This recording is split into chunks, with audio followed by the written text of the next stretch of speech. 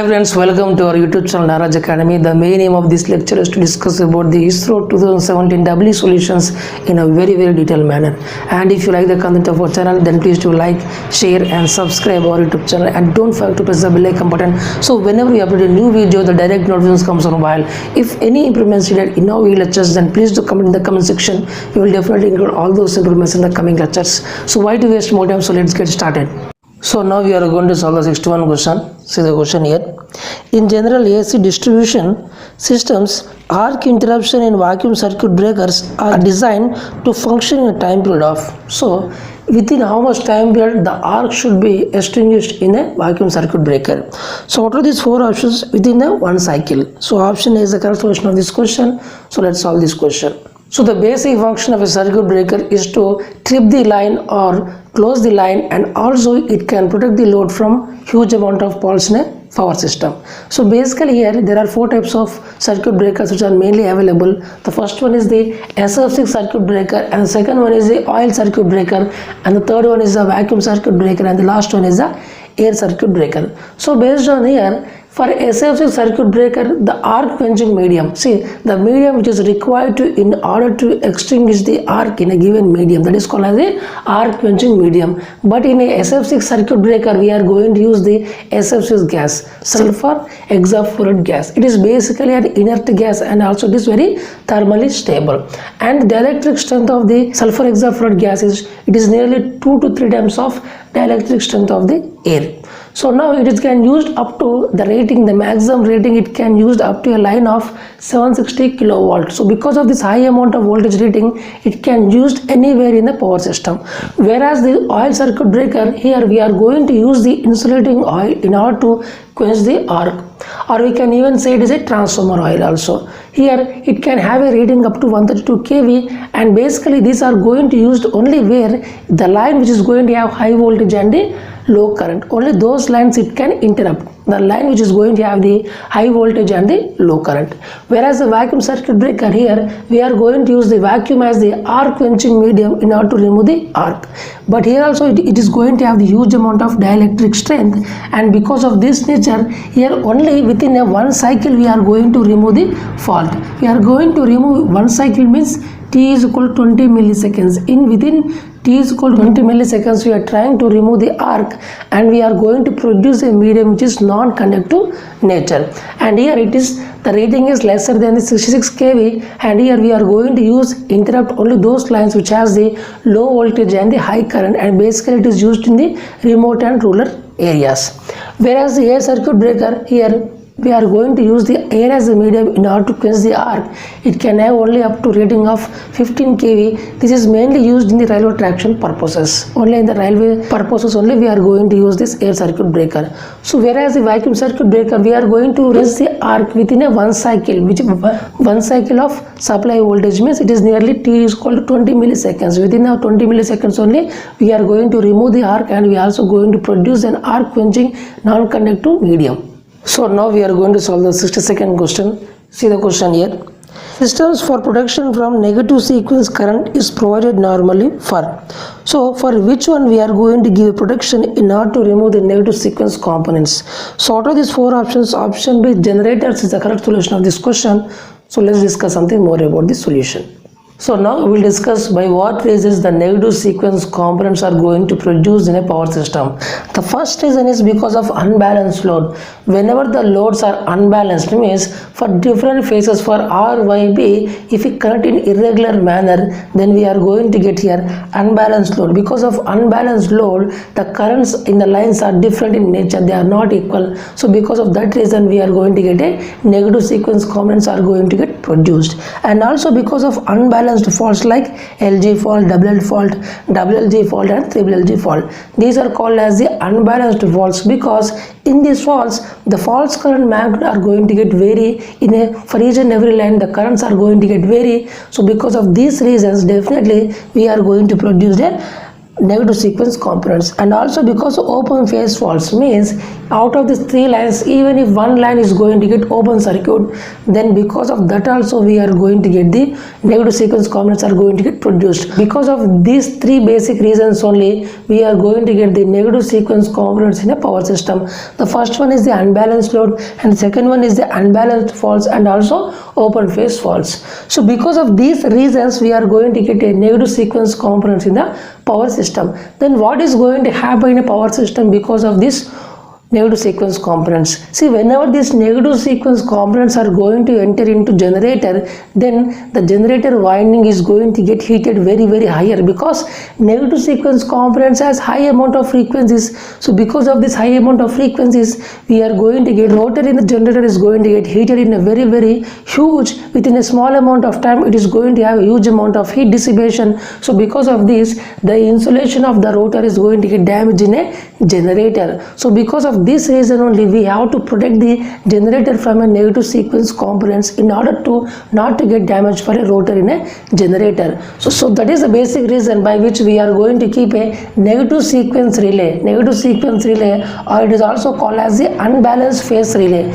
We are going to keep before the generator, so that if any negative sequence components are trying to enter into generator, we are going to protect with the help of negative sequence relay. Means these are going to nullify the negative sequence components which are trying to enter into generator with the help of this negative sequence relay, or it is also called as the unbalanced phase relay. So therefore, because of this relay, whatever the negative sequence components are going to get nullified, and there will be no entering of the negative sequence components into the generator. So because of that reason, now there will be no amount of heat dissipation, and the rotor will be always in a stable manner. So because of this negative sequence relay only, it is going to nullify all the negative sequence components which are trying to enter into the generator. So now we are going to solve the 63rd question. See the question here. Bundled connectors are mainly used in high voltage overhead transmission lines too. So what is the main reason for using the bundled connectors in a overhead transmission line for high voltages? So out of the four options, option C is the correct solution of this question. See, all the options are the effects, or we can say good effects of a bundled connectors, but they are asking what is the main solution, what is the main reason. So out of this, option C is the correct solution of this question, which is the reducing the corona. So now we will discuss something more about the bundled connectors. So basically, in power system, it is always highly preferred to transmit a voltages at higher values. Because of that, the losses in the line will be reduced. But if you want to transmit a voltages which is greater than 400 kV, then there will be a problem of corona discharge. So because of this corona discharge means the atmosphere which is present near to a line is going to become ionized, means it is going to connect in nature. So because of this, there will be a small amount of losses. So therefore now there will be a huge amount of losses in a line. So because of this reason only, we are going to, instead of using one connector for one phase, we are going to use more than one connector for one phase. That is called as a bundled connectors. Means for a single phase we are going to use more than one connector. That is called as the bundled connectors. So we are going to make them isolated with the help of spacers. Suppose it's a connector 1 and a connector 2. We are going to use these two connectors for our phase.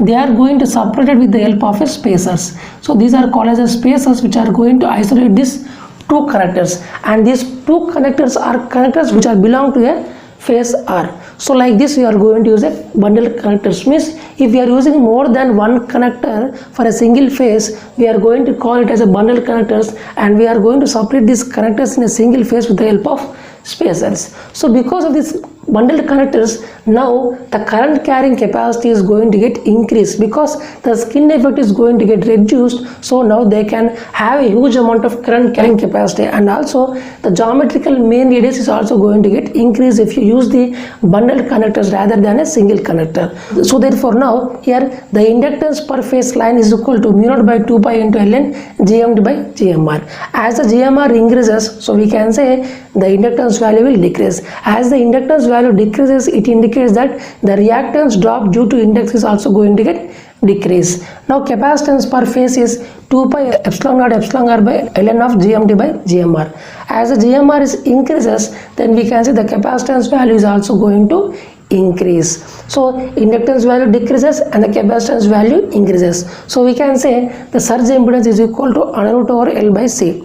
As L value decreases and C value increases, so we can say overall surge impedance value will decrease, but the surge impedance loading is equal to V square by Zs.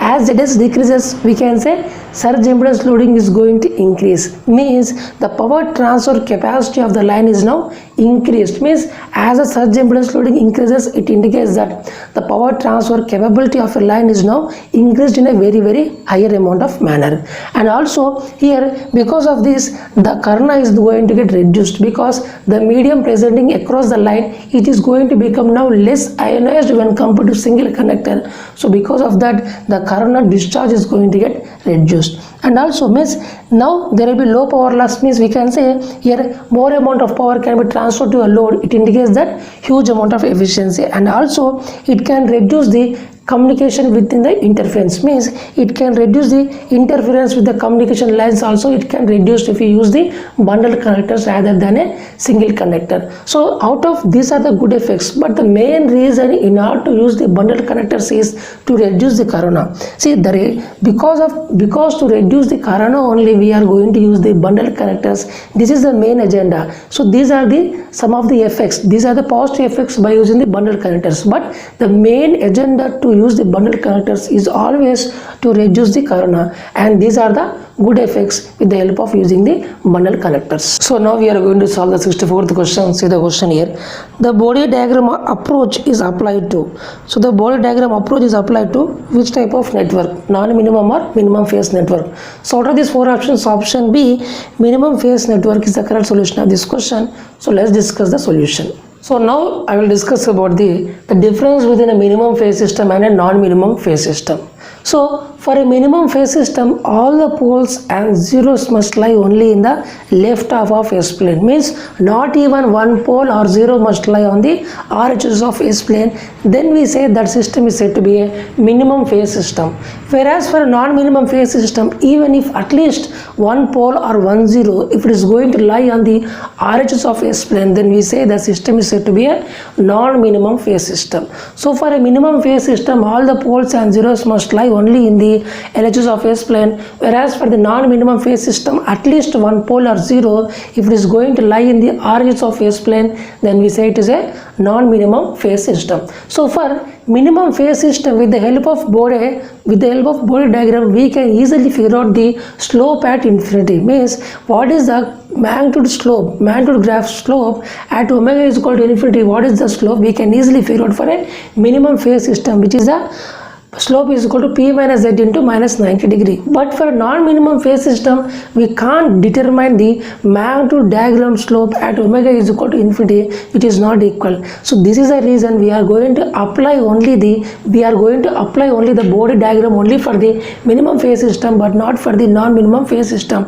Here we can predict the slope based on the number of poles and zeros, but here we can't predict the slope of the magnitude graph. With the help of Bode diagram also we can't figure out. That is the reason we are going to apply only the Bode diagram only for the minimum phase system. But another important point is here, the magnitude plot and the phase angle plot are uniquely related. Means if you know one magnitude plot, then with the help of Bode diagram you can even figure out the phase angle plot with the help of Bode diagram. But here the magnitude plots and the phase angle plots are not uniquely related. Means if you know the magnitude plot, you can't figure out the phase angle plot uniquely. So that is the reason it is always the Bode diagram is only applicable for the minimum phase system, but not for the non-minimum phase system. Means if you know magnitude plot, then you can figure out the phase angle plot with the help of Bode diagram. But here if you know the magnitude plot, you can't predict uniquely the phase angle plot with the help of Bode. That is the reason it is always Bode plot is Bode diagram, or the Bode plot is only applicable for the minimum phase system, but not for the non-minimum phase system. So now I will discuss why minimum phase system, means the phase change is minimum. Now I will discuss why it is called as a minimum phase system. So suppose let me take a transfer function T of s is equal to 1 plus s by 2 by 1 plus s by 3 into 1 plus s by 4. So here all the poles and zeros are in the LHS of s plane. So now I want to find what is the phase angle is equal to tan inverse of omega by 2 minus tan inverse of omega by 3 minus tan inverse of omega by 4. So when omega is equal to 0, I am going to get phase angle as 0. When omega is equal to infinity, I am going to get the phase angle as minus 90 degree. So as omega is changing from 0 to infinity, the phase angle is changing from 0 to minus 90 degree for a minimum phase system, means a small amount of phase change. But if you see here, for the non-minimum phase system, this is a transfer function, means here 1 0 I am going to move into the RHS of S plane, but all the poles are in the left of S plane, but 1 0 is in the RHS of S plane, so we say it is a non-minimum phase system. So now I want to know what is the phase angle. So this is the phase angle I am going to get. So when omega is equal to 0, the phase angle is 0 degree, and when omega is equal to infinity, we are going to get the phase angle as minus 270 degree. So whenever the omega is changing from 0 to infinity, the phase change is from 0 to minus 270 degree. It is a lot of change, but here a small amount of change, phase change, when omega is varying from 0 to infinity. So that is the reason we say when omega is varying from 0 to infinity, a small amount of phase change when compared to the non-minimum phase system. Means we can say there is a maximum amount of phase change, but here has less amount of phase change. That is the reason we say it is a minimum phase system. So always the Bode diagram is only applicable for minimum phase system, means we can figure out the slope at omega is equal to infinity with the help of pole and 0, but we can't figure out the slope at infinity with the help of pole and 0 for a non-minimum phase system. If you know the magnitude plot with the help of Bode plot, we can easily figure out the phase angle plot uniquely for a minimum phase system. Even if you know the magnitude plot, we can't figure out the phase angle plot uniquely for a non-minimum phase system. That is the reason it is always Bode plot is only used for the minimum phase system, but not for the non-minimum phase system. So now we are going to solve the 65th question. See the question here. The steam input to a turbo generator connected to infinite bus bar is increased. So which of the events will take place? Suppose if you are going to increase the steam input for a turbo generator, then what are its effects on the power system we need to figure out. So out of these four options, option B is the correct solution of this question, which is the generator will feed more real power to bus bar and power angle will increase. So option B is the correct solution of this question. So let's solve this numerical. So this is a turbo generator. We are going to apply to a infinite bus bar. So infinite bus bar voltage is not going to change at any circumstances. So it is going to always remains the constant. So V is the infinite bus bar voltage. It is a V. So now we are going to increase the steam input. So whenever we are going to increase the steam input, it is going to generate at huge amount of speed. So therefore here only the active power is going to get changed. See, if you vary the DC excitation for the field of a turbo generator, then we can say the reactive power is going to get changed. But here we are going to change the steam input power. It is a excitation. It is not a field excitation. So we can say only a field excitation can change the reactive power. But here we are going to use for the steam input. So steam input can only change the amount of real power. So real power is only changed by the steam input, whereas the reactive power is only changed by the excitation, field excitation. So with the help of steam input, if we are rotating at huge amount of speed, then definitely the amount of active power flow is also increases. So here the induced EMF can only change with the help of reactive power, or we can say whenever we are going to change the excitation, field excitation, then only the induced EMF is also going to change. But here we are not going to vary the excitation of field. So we can say E is a constant and V is also constant and X is also constant. So by using the basic formula, the amount of power transferred is P is equal to EV by XS sin delta. As E, V and Xs are constant, then definitely whenever the steam input increases, the amount of active power increases. So therefore we can say sin delta is also increases. As sin delta increases, we can say delta is also increases. So whenever the steam input increases, the active power increases, sin delta increases. It means the delta is also going to increase. So delta is the angle between the amount of EMF induced and the voltage across the infinite bus bar. So we can say delta is also called as a torque angle or the power angle. So whenever you are going to increase the steam input, the amount of real power transferred for the infinite bus bar will increase, and also the amount of the power angle or the torque angle is also going to increase. So only the steam excitation can only change the active power, whereas the field excitation can only change the reactive power. So now we are going to solve the 66th question. See the question here. When thyristors are used in series or parallel, a snubber circuit is used to. So whenever the thyristors are used, whether in the series fashion or parallel fashion, then what is the necessity of snubber circuit? So basically out of these four options, option C is the correct solution of this question. It is used to limit the dV by dt. So option C is the correct solution of this question. So let's solve this question. So this device is called as a thyristor or the SCR. It is going to have basically 4 layers. PN is a 4 layer with a 3 junctions, J1, J2, J3, and with a 3 terminals, anode, cathode and gate. So therefore we can say it is a 4 layer, 3 junction and 3 terminal device. So whenever anode to cathode is positive, so we can say this J1 and J3 are forward bias, but J2 is a reverse bias. So we can say whenever the anode to cathode is a positive voltage, then we can say J1 and J3 are forward bias, whereas the J2 is a reverse bias. So reverse bias is nothing but we are going to have a transition capacitance. So we are going to have a small amount of capacitance in the reverse bias. We are going to say it as a transition capacitance. So now even when the gate current is 0,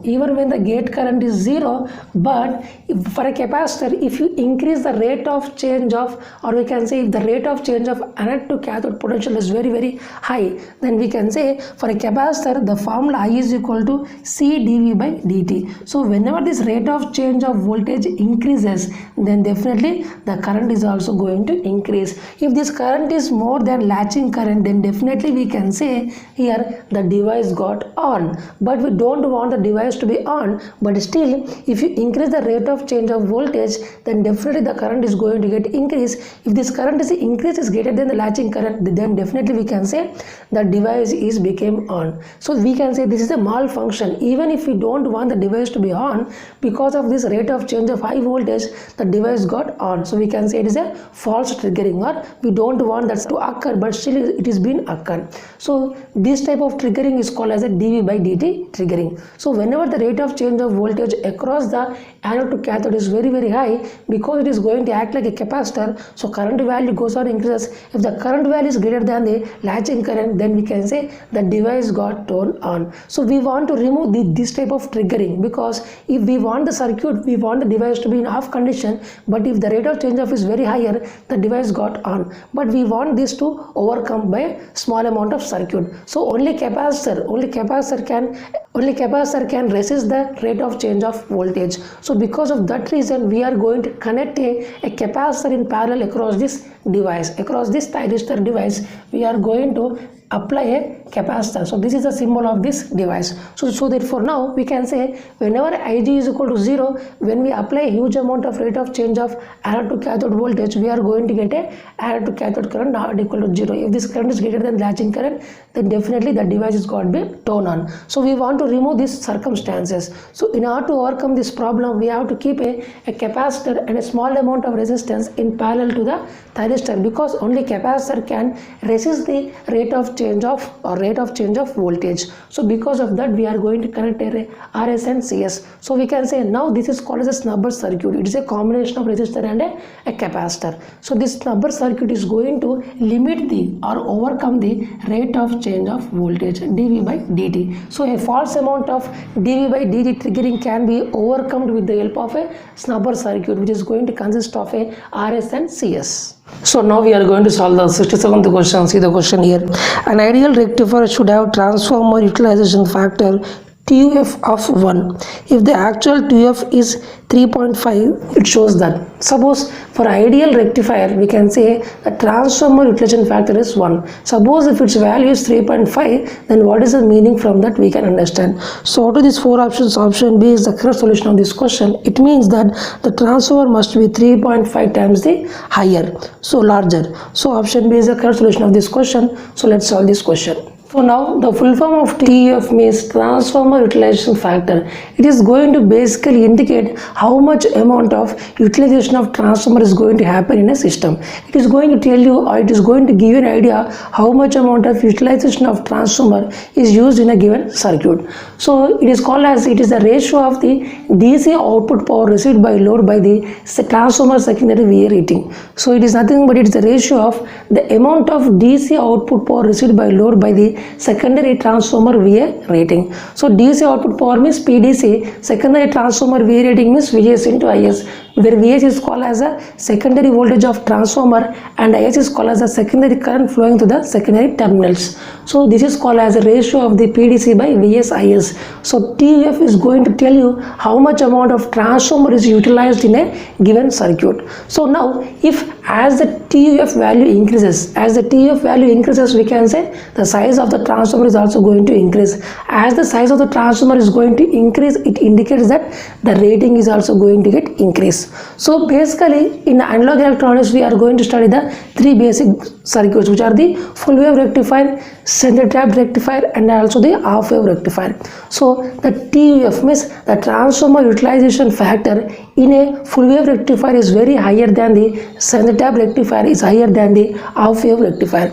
So for a full wave rectifier the TUF value is 0.8106 and for center tap rectifier its value is 0.672 and for half wave rectifier its value is 0.2865. So ideally we are going to utilize the transformer in a full amount of manner, then we can say ideally the transformer utilization factor ideal value is always is equal to 1. See, but for all these circuits we are going to use lesser than 1 means we are going to use lesser than its maximum capacity. Suppose if it is a 3.5 times higher means if TUF value increases means we can say the size of the transformer will increase. So therefore the rating is going to get increased. So if TUF value is equal to 3.5, it indicates that it is more than 1. So we can say its size is going to get increased by 3.5 times. So now we are going to solve the 68th question. See the question here. Using trapezoidal rule for the table given below, the integration of 4 to 5.2 ln of x dx will be. So for this integration 4 to 5.2 ln of x dx value we have to find with the help of trapezoidal rule. So out of these four options, option A is the correct solution of this question. So let's solve this numerical. So now here in this question they are given a x and also the range of ln of x from 4 to 5.2 with a small amount of gap of 0.2 with a small amount of increment of 0.2.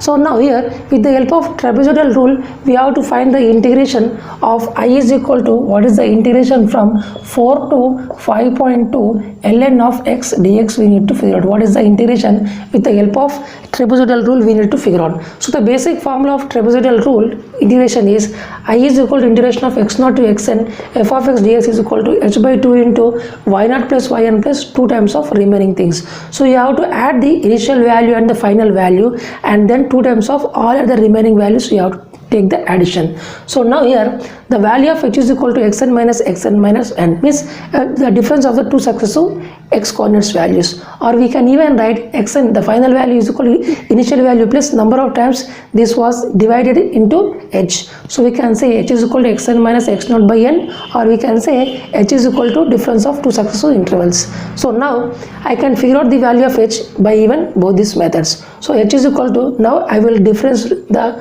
two successive x values which is 4.2 minus 4 which is nothing but 0.2, or we can even figure out by xn minus x naught by n. So xn is the final value is 5.2 and x naught is the initial value which is 4 by the number of intervals this was divided. So first interval, second interval, third, fourth, fifth, sixth. So 6 intervals. So therefore by 6. So if you do this one we are going to get 0.2. So by either of this method you can easily figure out the value of h which is 0.2. So now I am going to substitute all these values. So this is the x0, x1, x2, x3, x4, x5, x6, and these are the y0, y1, y2, y3, y4, y5, y6. So now we know each and everything.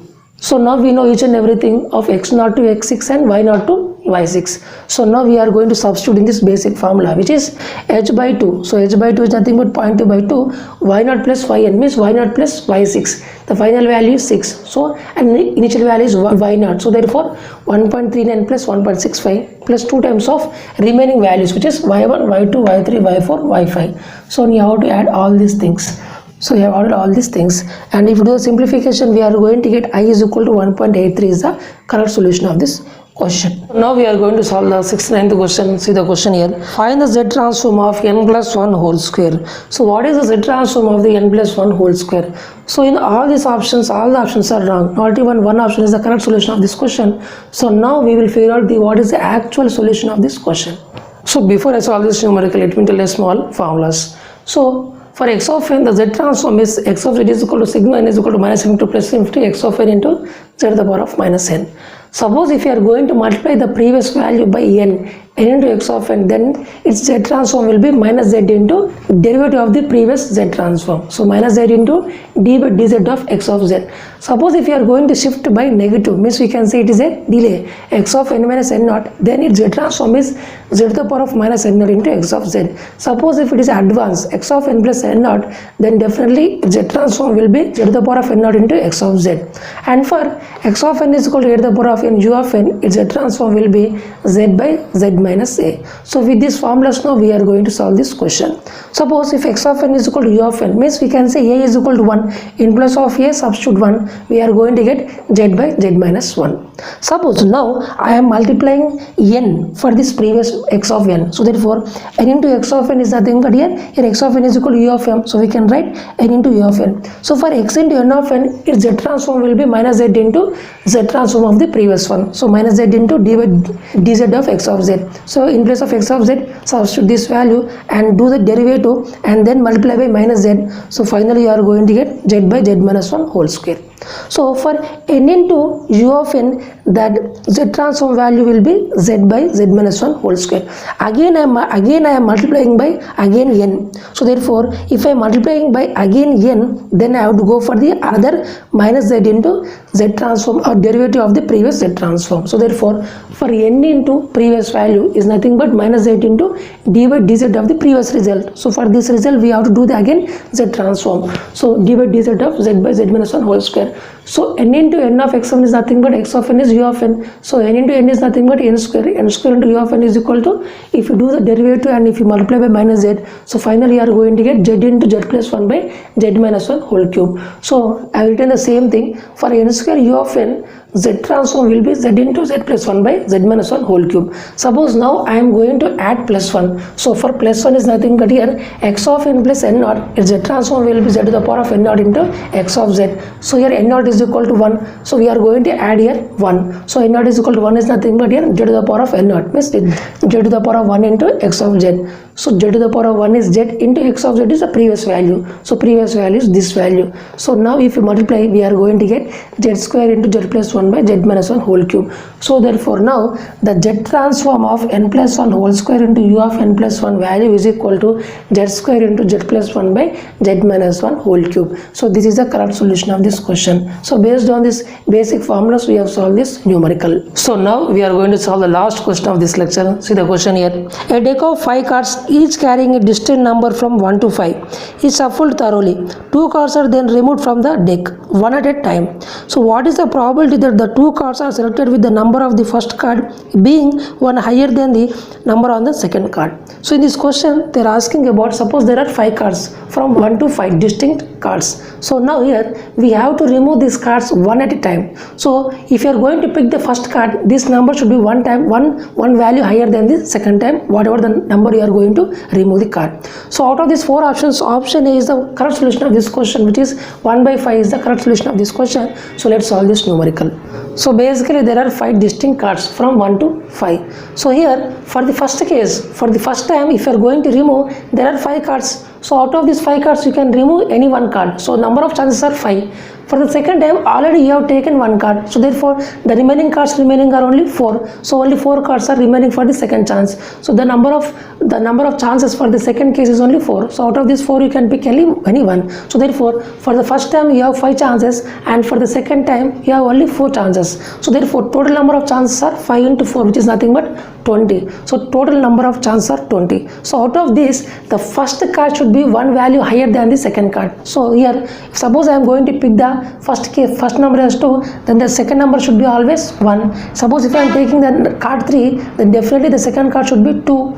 And if I am going to pick the fourth card, then definitely the second card value will be one value lesser than the first value, which is 3. And if I am going to pick the 5 card, then definitely it has to be 4. So therefore the number of chances, the number of which are going to satisfy this condition are only 1, 2, 3, 4. So 4 number of chances are going to satisfy this condition. So therefore the probability of event is equal to the number of chances which are going to favor the event by total number of sample space. So therefore the total number of chances which are going to satisfy this event are only 4, 1, 2, 3, 4, and total number of chances for this is 5 into 4, which is 20. So 4 by 20 is nothing but 1 by 5. So 1 by 5 is the correct solution of this question.